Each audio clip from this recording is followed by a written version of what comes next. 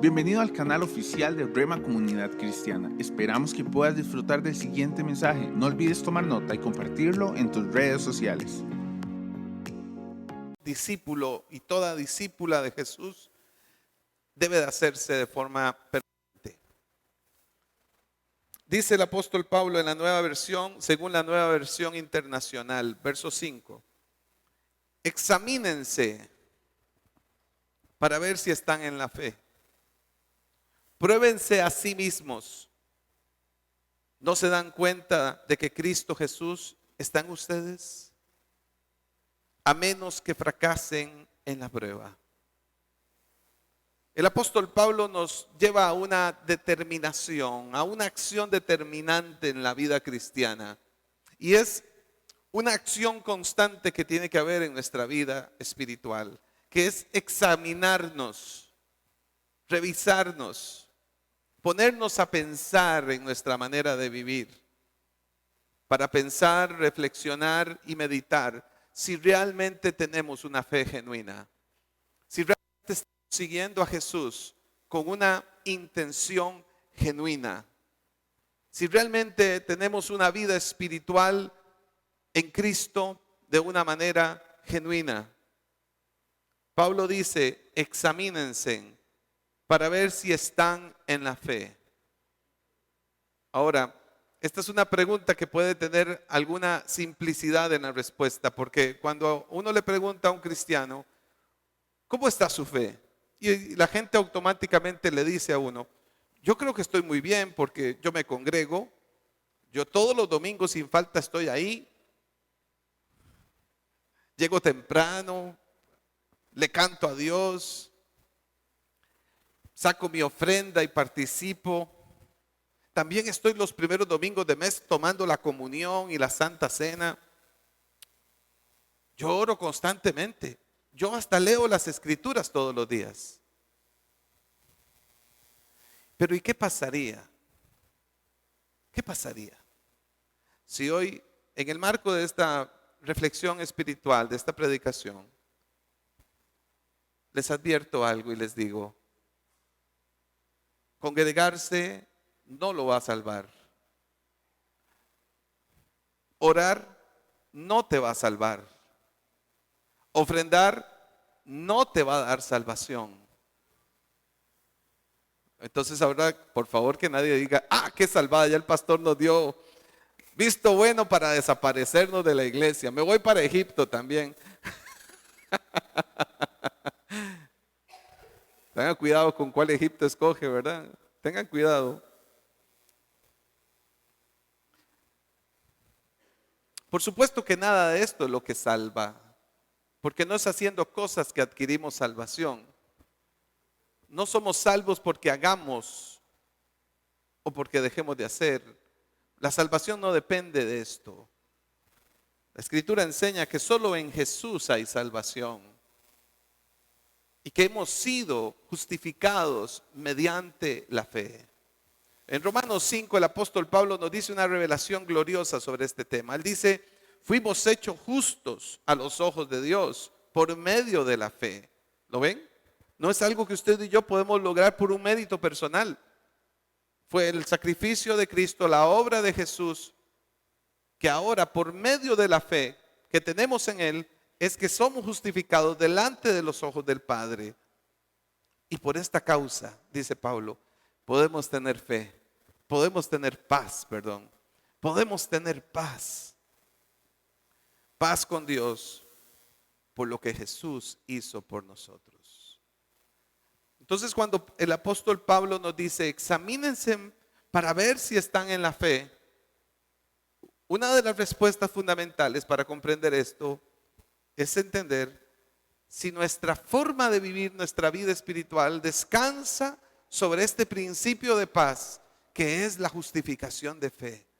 O si mi mente lo que espera es estar haciendo cosas con el objetivo de creer que haciendo cosas yo voy a ser salvo. Yo no soy salvo por hacer. Ya comprendimos que la justificación es una respuesta de la fe. Es una manifestación de la fe en Cristo. lo que significa que creer en Jesús, confiar en su obra salvadora y hacer que mi vida sea una respuesta a este acto glorioso de Jesús en la cruz, coincida entonces mi vida con ese sacrificio perfecto de Jesús. Si esto es así, significa que yo estoy creyendo en la obra redentora de Jesús. Significa que he sido justificado mediante la fe. Porque aunque ahora mi vida y la salvación no depende de lo que yo haga, lo cierto es que la justificación por fe hace que yo me comprometa a que mi vida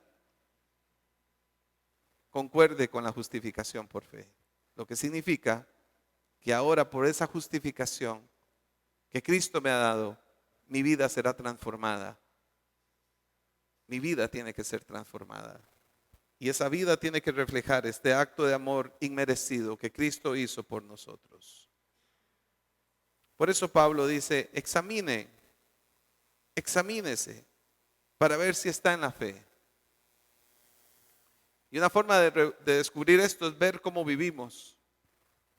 La forma en cómo nos conducimos, cómo hablamos, cómo nos comportamos, nuestras actuaciones, nuestra forma de vivir, ¿reflejan una fe genuina?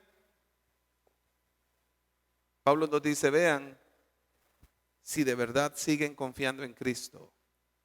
Vean si aunque están pasando la prueba, están confiando en Jesús. No como muchos, que cuando viene la prueba, lo que hacen es reclamarle a Dios, condicionan su fe, prueban a Dios y le dicen, si no me haces esto, si no me resuelves esto, me desaparezco. ¿Cuántas personas me han lastimado el corazón diciéndome eso? Como a mí Cristo no me resolvió lo que le pedí, pido de Él. No vuelvo más a su iglesia, no vuelvo más a congregarme. ¿Para qué? Si de por sí Dios no quiso darme lo que yo quería, lo que necesitaba. Él sabía lo que yo necesitaba y no me lo quiso dar. Oiga esto, ¿qué clase de fe representa una persona así? ¿Es una fe genuina? ¿Es una fe verdaderamente espiritual? ¿Es una fe que se ha rendido a la salvación de Cristo? Con todo el respeto, mi querido hermano, hermana, si has pensado así o piensas así, lo que significa eso es que no hay una fe genuina. Y esa no es una fe salvadora. Y esa no es una fe de un discípulo que reconoce y se ha rendido genuinamente a Cristo. Debido entonces a que una fe genuina es el único recurso que nos lleva a una fe sólida, a una fe que nos garantiza y nos da paz para poder confiar cada día en que Cristo es nuestro Salvador y que Él cuando venga o cuando seamos llamados a su presencia, claro, porque Cristo vendrá en su segunda venida, pero Cristo viene cuando morimos, cuando partimos con Él. Ese es el día. Y que cada día un discípulo consciente de ese llamado espiritual se prepara para ese encuentro con Cristo, vive conforme a ese encuentro con Cristo, responde a esa fe salvadora con un compromiso de vida. Entonces, comprendemos que esta fe está sustentada con el agradecimiento, el reconocimiento de que Cristo nos hizo entrar en un lugar de privilegio inmerecido, como dice Pablo en Romanos 5, un lugar que tiene que ver con la gloria de Dios. Para ilustrar este principio espiritual, vamos a ver una de las parábolas de Jesús más conocidas, pero también más duras, más fuertes. Y es la famosa parábola de las vírgenes o de las jóvenes prudentes e insensatas. Busque conmigo en la Biblia Mateo capítulo 25. Mateo 25, por favor. Y leamos juntos esa parábola en esta mañana.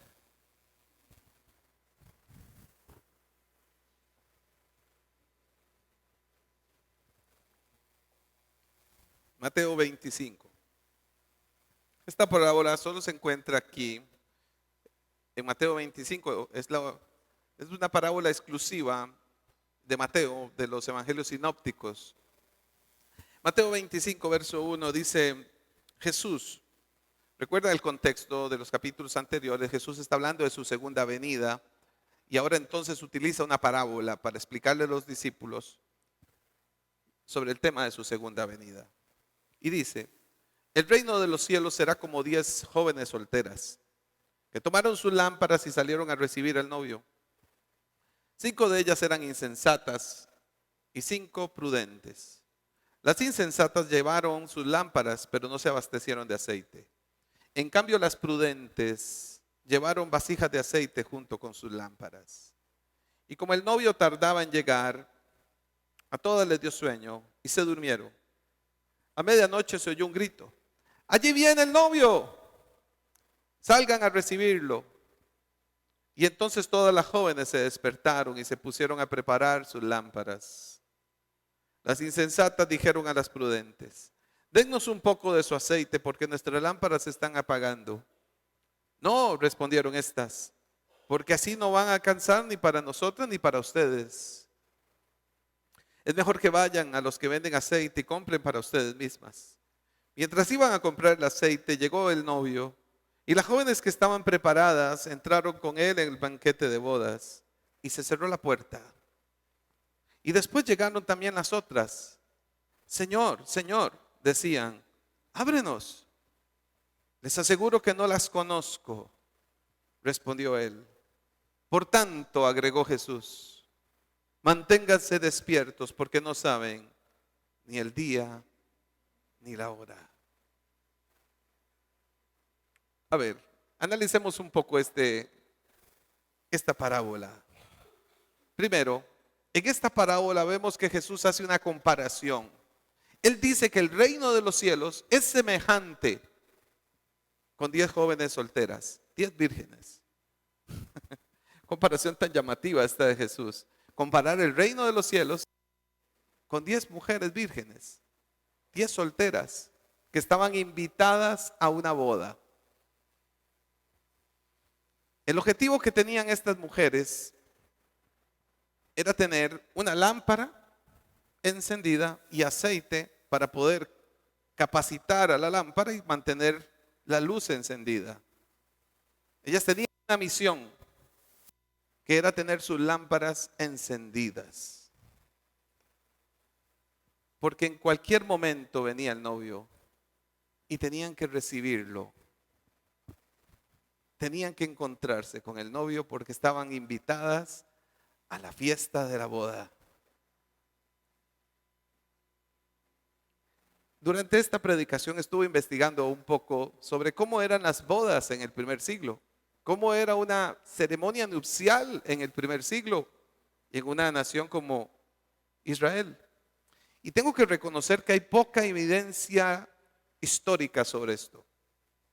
Llama la atención que los mismos historiadores refieren los evangelios porque Jesús en varias ocasiones durante los evangelios se refiere a los matrimonios, se refiere a una boda. Incluso, si recuerdan, en Juan capítulo 2, él mismo participa, él y sus discípulos fueron invitados a una boda y él fue y participó de la boda.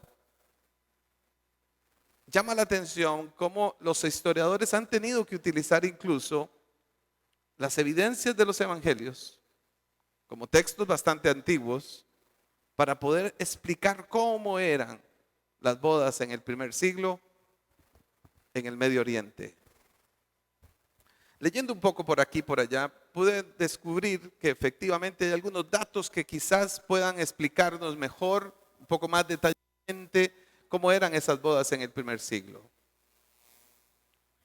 Algunos historiadores señalan lo siguiente.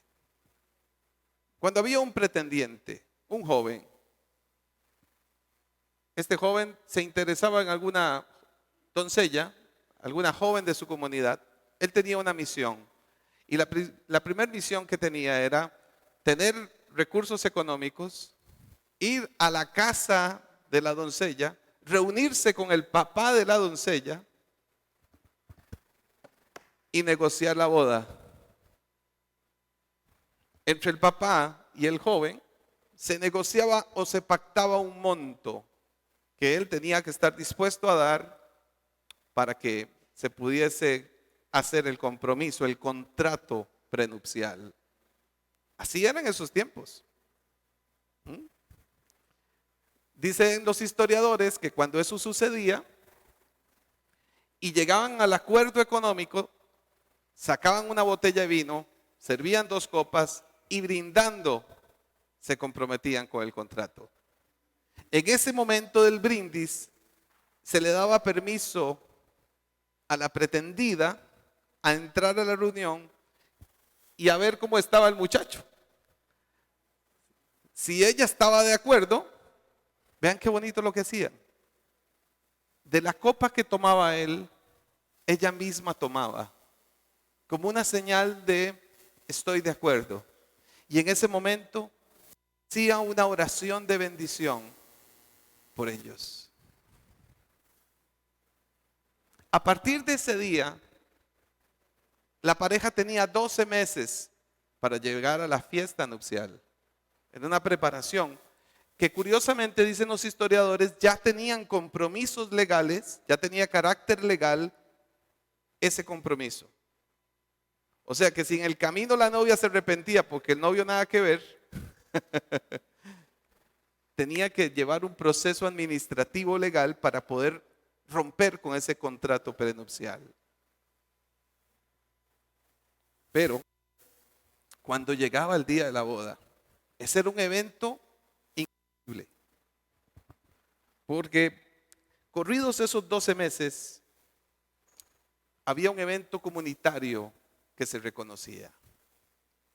Todos los invitados de la boda tenían que irse a la casa de la novia y se quedaban ahí esperando la venida del novio, el cual junto con sus amigos venían en una caravana por la comunidad para llegar a la casa de la novia, recibirla,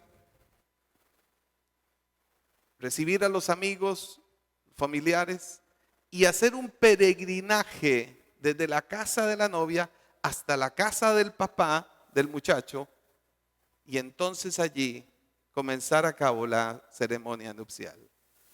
Dicen los historiadores que este peregrinaje se hacía en las noches y que la tradición decía que el novio tenía que llegar a las 11:30 de la noche. 11:30 de la noche. Por tanto, todos los invitados a la boda, ¿qué necesitaban para hacer el peregrinaje? Lámparas y aceite. Porque en esa época no habían focos, mis queridos hermanos, ni lámparas LED.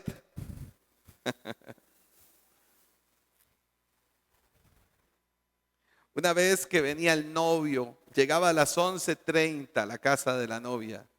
Todos los familiares, los amigos, los invitados se desplazaban a la medianoche y con lámparas encendidas caminaban en una procesión festiva hacia la casa del padre del novio, donde allí tendría lugar la ceremonia nupcial y la fiesta. En esa peregrinación nocturna es donde surge la necesidad de tener lámparas encendidas. No sé si los muchachos de audiovisuales podemos presentar. Yo hice una pequeña investigación y encontré una investigación arqueológica israelita donde en el 2020 descubrieron un taller de lámparas de aceite. De hecho dicen que es el taller de lámparas de aceite más grande que han descubierto los arqueólogos. Y que se remonta al año 1600 a 1700 atrás en nuestra historia. Y así eran las lámparas que se piensa existían en el primer siglo. ¿Lo ven? Eran lámparas que se hacían con moldes de piedra y están hechas de barro.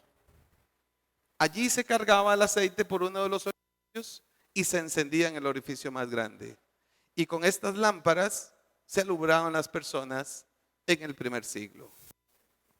Técnicamente podríamos decir que cuando Jesús está presentando esta parábola, está pensando en lámparas como estas, que requerían aceite para ser encendidas y mantener luz Este era el método de iluminación que existía en la antigüedad.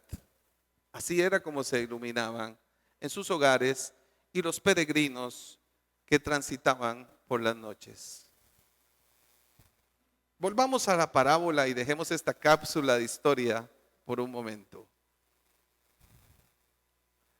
Las jóvenes a las cuales se les invitó y hace referencia a la parábola de Jesús, sin duda alguna eran amigas de la novia.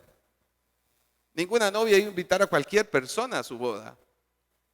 La amiga quería rodearse, la novia quería rodearse de sus amigas.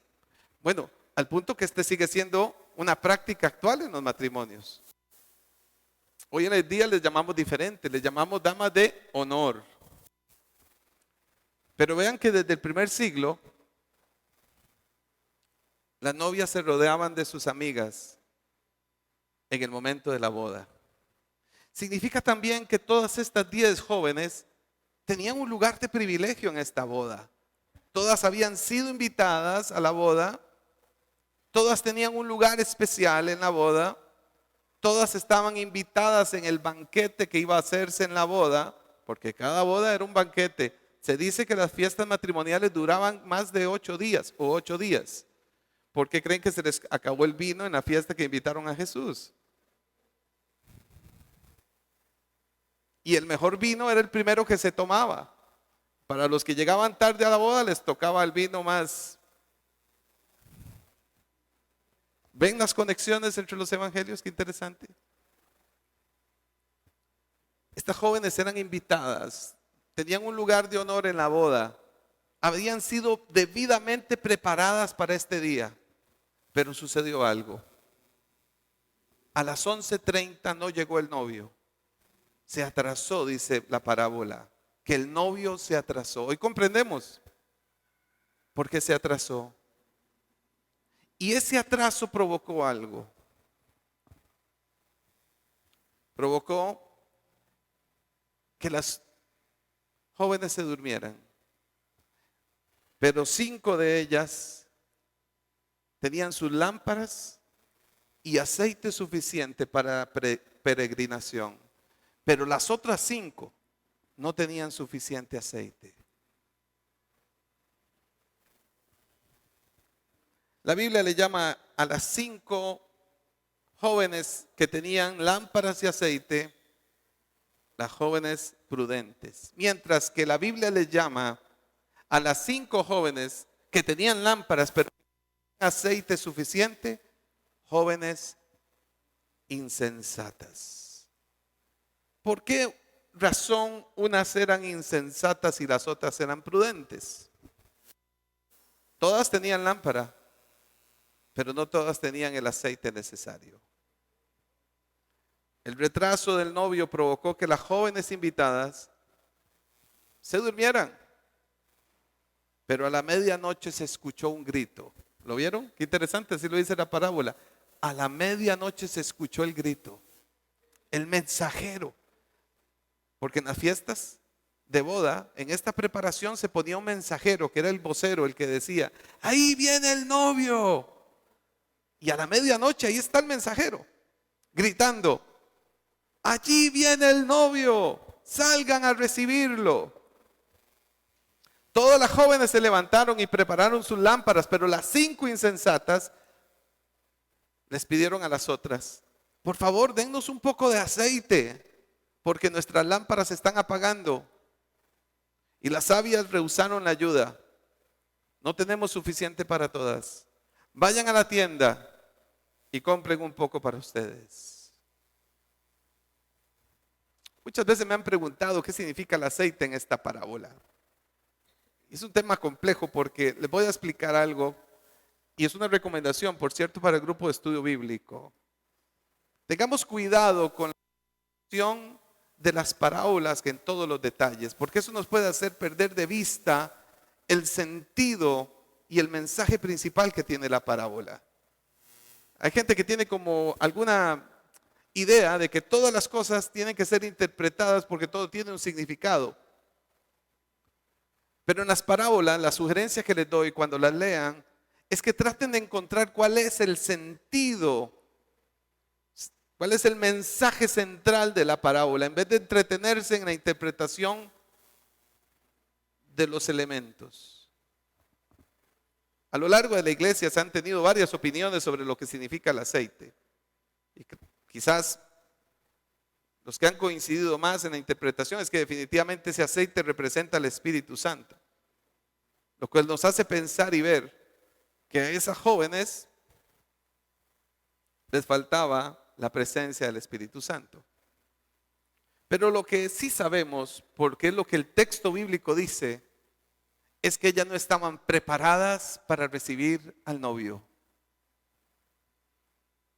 Ellas no estaban realmente preparadas para recibir al novio. Ellas estaban invitadas a una boda, pero no estaban preparadas para esa boda.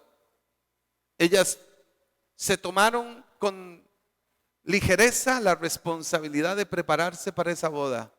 No se tomaron en serio la invitación recibida. No reconocieron el honor que tenían al ser invitadas a esa boda. No habían considerado la magnitud y la importancia de la boda. Y por tanto, no tomaron en consideración la importancia que necesitaba el que sus lámparas estaban preparadas y que sus vasijas de aceite estuvieran llenas. Se equivocaron pensando que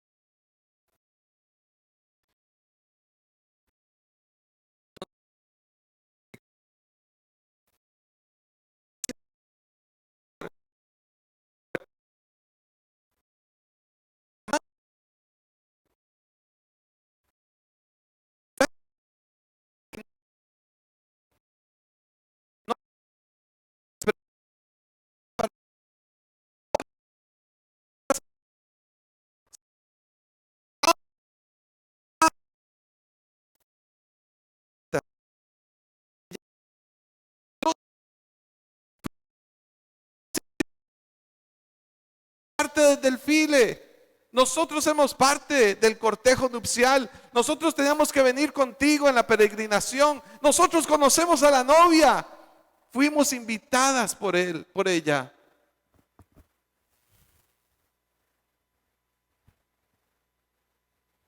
¿Recuerdan el pasaje que vimos la semana pasada en Mateo 7? Cuando Jesús dice a sus discípulos: no todo el que me dice Señor, Señor, entrará en el reino de los cielos, sino solo el que hace la voluntad de mi Padre que está en el cielo.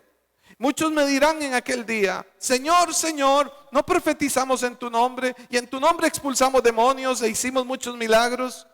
Y entonces les diré claramente, jamás los conocí. Aléjense de mí, hacedores de maldad. El novio de esta boda les dijo a aquellas jóvenes insensatas, créanme, no las conozco. Créanme, no las conozco.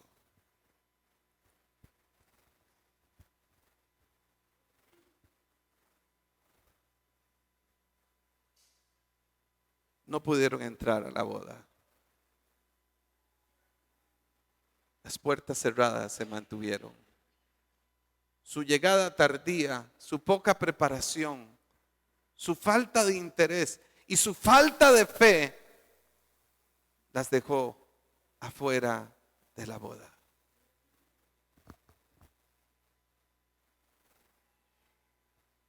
Él le respondió, créanme, no las conozco.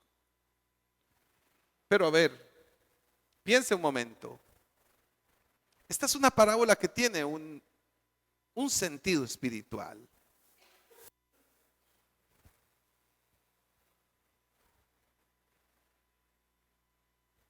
Estas novias, amigas de la novia, estas jóvenes amigas de la novia, ¿quiénes representan? ¿A quiénes creen que representan estas amigas de la novia? Vamos a ponerlo en un sentido nuevamente en el marco de esta predicación. Hoy estamos aquí llenos de amigos de la novia. ¿Quién es la novia? Es la iglesia de Cristo. ¿Quién es el novio? Es Jesús. Si interpreto bien esta parábola en la vida eclesiástica, puedo descubrir entonces que en las iglesias hay novias sensatas o jóvenes sensatas y jóvenes insensatas. Todas están invitadas a una boda. Todas saben de la existencia de un novio, pero no todos tienen la misma fe que se requiere para entrar a esa boda. No todos han podido entender el significado de la fe que se requiere para entrar a esa boda. Claramente 5 de esas jóvenes tuvieron la fe suficiente para entender que tenían que esperar fielmente y con fe al novio, a pesar de que se atrasó. Pero también existe el otro grupo de las insensatas, la que no espera prudentemente, la que no es fiel en la espera, la que está entretenida en los afanes de este mundo, en pensar que otros le van a dar el aceite cuando venga el novio, en que otro les va a convidar en el camino. Pero la advertencia es clara y contundente. A aquellas que no están esperando, aquellas que no tienen la fe salvadora, aquellas que no esperan fielmente, la puerta se cerrará. Y aunque vengan ante la puerta a clamar al Señor, al novio, el novio les dirá, créanme, no las conozco. La pregunta es, ¿a qué clase de conocimiento se refiere el novio? ¿A un conocimiento cognitivo o a un conocimiento desde el punto de vista redentor y salvación? Por supuesto, se trata de la respuesta 2. El novio lo que les está diciendo, ustedes no son parte ya de esta fiesta. Ustedes no son parte de esta boda. Ustedes no pueden entrar aquí porque no las conozco. Ustedes no tienen la fe.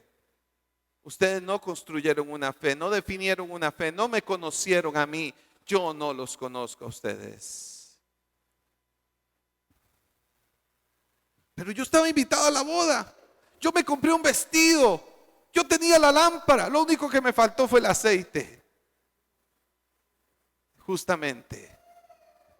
Creíste que ofrendando, congregándote, viniendo los domingos, pegando brincos, nada de lo que hagamos va a sustituir la fe salvadora que necesitamos tener en nuestro Señor Jesucristo, siendo fieles cada día a esta fe salvadora y transformando nuestra vida a ese llamado que Dios ha puesto en nuestras vidas. No conozco que sean mis discípulas, no conozco que sean mis seguidoras, no veo que me estén imitando. Yo no vi que ustedes me imitaran a mí. Ustedes no se dedicaron a hacer mi voluntad. No las conozco. Apártense de mí, hacedoras de maldad. ¿Qué fue lo que les faltó a las vírgenes, a las doncellas, a las jóvenes imprudentes? Lo que les faltó fue una fe salvadora. Una fe que realmente transformara su forma de vivir. Una fe que realmente y genuinamente cambiara su forma de pensar y su forma de vivir. La parábola termina con una advertencia de Jesús a sus discípulos. Manténganse despiertos, porque no saben ni el día ni la hora. Quiero hacerte una pregunta para retar el final de esta predicación. ¿Con cuál de los dos grupos de jóvenes se identifica usted? ¿Con cuál de los dos grupos de jóvenes se identifica? Tengo que contestar esta llamada, mi querido hermano, hermana. Me está llamando Jesús. Me está llamando Jesucristo en este momento. Perdóneme, pero me siento preparado para contestar esta llamada. Y si te llamara hoy, ¿estarías preparado para contestarla? Si Él viniera hoy, ya vimos qué significa que Cristo venga. Su segunda venida manifiesta que la iglesia espera, la novia espera, o que Él te llame a su presencia. ¿Contestarías la llamada? ¿Contestarías la llamada?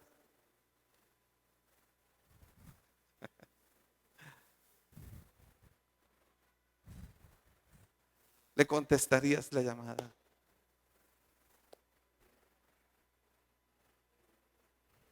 Fe salvadora. La fe salvadora. Déjeme entonces preguntarle nuevamente, ¿con cuál de los dos grupos de las jóvenes invitadas en la boda se identifica hoy? Jesús nos cuenta esta parábola y está escrita en su evangelio de Mateo con el objetivo de que nosotros usemos esta parábola para examinarnos a nosotros mismos. Siempre ha existido todo tipo de seguidores de Cristo. Y estos están representados en esta parábola. Los prudentes y los insensatos. El novio es Jesús. La boda es el encuentro glorioso que experimenta la novia. Esa es la iglesia del Señor con el novio que es Cristo. ¿Con qué clase de fe estamos esperando la segunda venida de Jesús? Hoy los invito a que nos examinemos a nosotros mismos.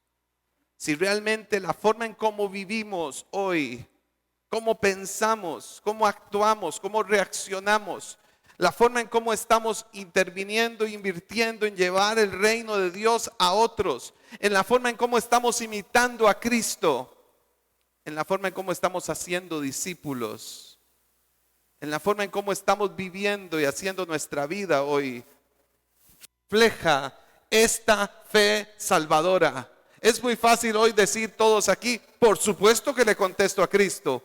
Cuidado, cuidado. Cuidado, se precipita en contestar de una forma equivocada, suponiendo que estás preparado para un día glorioso y te encuentres con la puerta cerrada.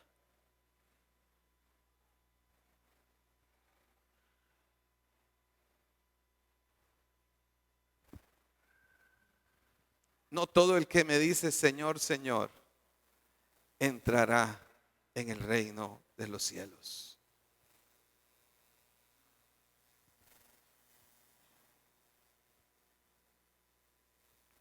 ¿Será que nosotros los cristianos de este momento histórico estaremos albergando una fe o una seguridad falsa de nuestra salvación? Eso realmente me aterra. Ser pastor de una iglesia donde la gente no comprenda bien dónde descansa el fruto de nuestra salvación y que esa salvación refleje un fruto en nosotros que haya provocado una transformación de nuestra forma de pensar y de vivir. Debemos de esperar a Jesús con una fe salvadora que nos impulse a velar, a hacer lo que Dios espera que hagamos, a hacer su voluntad, manteniéndonos fieles y firmes en el Señor. Pero a ver, iglesia, con esta clase de cristianismo que tenemos en la modernidad, donde lo que le aportamos a nuestra vida de fe es las simples migajas de nuestra vida cotidiana, ¿usted cree que eso refleja una fe salvadora? Cuando estamos orientados a estar frente a un televisor, frente a un iPad, frente a un celular, horas tras horas tras horas, publicando el almuerzo, la cena, el desayuno, lo que hice, lo que no hice, dónde fui, dónde no fui, pero mi vida espiritual solo migajas. Y creemos que viniendo a un culto el domingo y sentándonos aquí con cara de piedad, yo soy el primero, y con cara de véanme qué santo y bueno soy, ¿ustedes creen que eso sería suficiente para encontrarnos con las puertas de la boda abiertas y ser conocido por Cristo?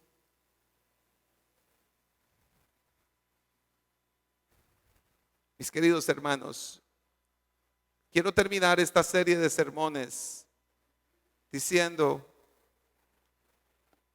que es tiempo de fructificar espiritualmente. Si realmente hemos sido convencidos de la fe salvadora de Jesucristo, oremos y anhelemos que esta fe se vea reflejada en nuestra forma de vivir y nuestra forma de pensar, en la forma en cómo nos motivamos a ser discípulos de Jesús a otros y cómo estamos imitando a Cristo. ¿Cómo estamos imitando a Cristo? Demos fruto de esta fe salvadora. Demos fruto de esta fe salvadora. Esperemos con ansias la venida de nuestro novio, que nos llevará al banquete de bodas. Ilustrando la parábola, tenga la lámpara encendida, tenga el aceite suficiente cada día. Tenga cuidado con las alianzas que hacemos con el mundo, con sus afanes, con sus esclavitudes. Y consideremos la importancia de tener una vida cotidiana preparada para la venida del Señor Jesús. Esperando con ansias, con gratitud, con alabanza, con adoración, haciendo su voluntad, cumpliendo el llamado que Dios nos ha dado a cada uno y cada una, llevando su palabra a otros, entendiendo que la puerta se cerrará y nunca más volverá a ser abierta. Quiero terminar mi predicación con Lucas capítulo 12, 35 y una exhortación final para discípulos que comprenden el llamado de la fe salvadora y la importancia de vivir cada día en la voluntad de Dios. Lucas 12, verso 35. Jesús dice: manténganse listos, con la ropa bien ajustada y las lámparas encendidas.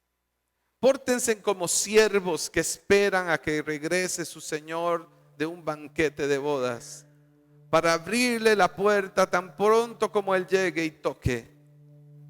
Dichosos los siervos a quienes su Señor encuentre pendiente de su llegada. Les aseguro que se ajustará la ropa, hará que los siervos se sientan a la mesa y él mismo se pondrá a servirles. Sí, dichosos aquellos siervos a quienes su Señor encuentra preparados, aunque llegue a la medianoche o de madrugada. Pero entiendan esto: si un dueño de casa supiera a qué hora va a llegar el ladrón, no lo dejaría forzar la entrada. Asimismo deben ustedes estar preparados, porque el Hijo del Hombre vendrá cuando menos lo espere. Esto es una de las grandes evidencias de por qué el regreso de Cristo está cerca. Porque si se da cuenta, hasta en la misma iglesia de Jesucristo estamos ignorando su segunda venida. Por eso, el sermón menos predicado en la actualidad es este. Significa que su regreso está cerca. Porque cuando lo ignoren más, será cuando Él regrese. Pero recuerde, prudentes o insensatas. Prudentes o insensatas. No hay un tercer grupo. Solo hay dos opciones. ¿Dónde estoy? ¿Dónde estoy? ¿Dónde quiero estar? Si dices Señor, Señor, responsabilízate por conocer a Cristo y manifestar el fruto de esta fe salvadora. Pues de lo contrario, dirás Señor, Señor, y habrá sido muy tarde. No por decir Señor, Señor te salvarás, sino por haber dicho Señor, Señor, haberlo creído y haberlo experimentado con tu vida. Vamos a estar en pie.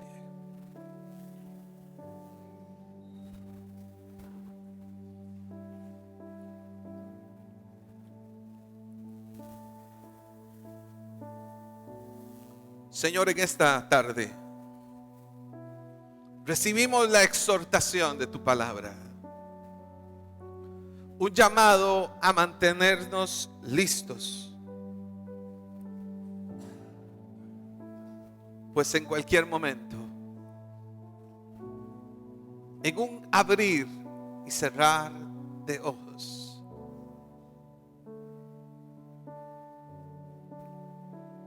Cristo volverá.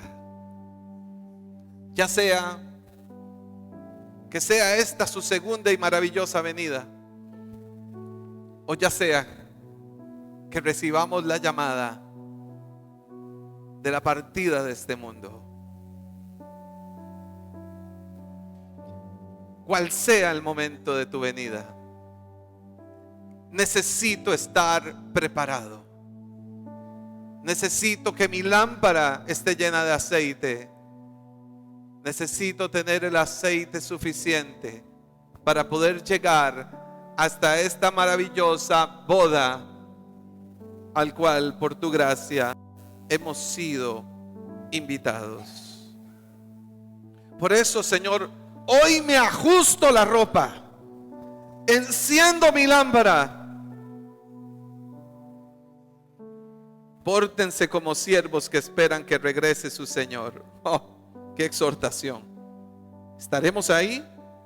¿Estará nuestra conducta, nuestra forma de pensar y de vivir a la altura de un siervo o sierva que espera la segunda venida de Cristo? ¿Estará nuestra conducta sexual, nuestros pensamientos, nuestra vida moral, nuestras elecciones, nuestro temperamento a la altura de un siervo que espera el regreso de su Señor? ¿Estará nuestra expectativa, nuestra motivación, nuestro deseo, nuestra fe a la altura de una sierva que espera la venida de su Señor? Dios mío, ayúdanos a reaccionar y cambiar esta esclavitud en la que estamos, entretenidos con los afanes y los deseos de este mundo, que nos hace olvidar el llamado a la fe salvadora que has hecho a nuestra vida. Señor, que tu Espíritu hoy redarguya profundamente nuestra vida para considerar tu fe salvadora. Por eso tu palabra dice: dichosos aquellos quienes su Señor encuentra pendiente de su llegada. Seremos sentados a la mesa.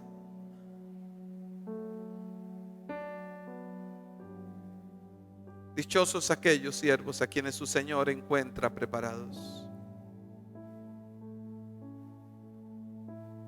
Porque el Hijo del Hombre vendrá cuando menos lo espera.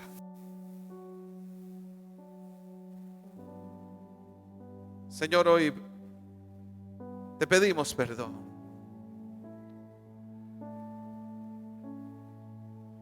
Te pedimos perdón. Hemos sido imprudentes, negligentes. Hemos sido irresponsables con el llamado de tu segunda venida. Y eso se demuestra cuando no hemos sido capaces de ser imitadores tuyos.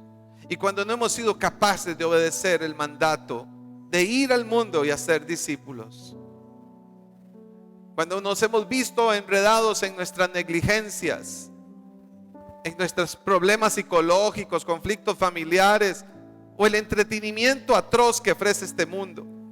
Cuando le dedicamos horas y horas a ese entretenimiento y apenas simples segundos o minutos a amarte, a servirte, a obedecerte y compartir en el mundo la clase de fe salvadora que nos has dado, Señor.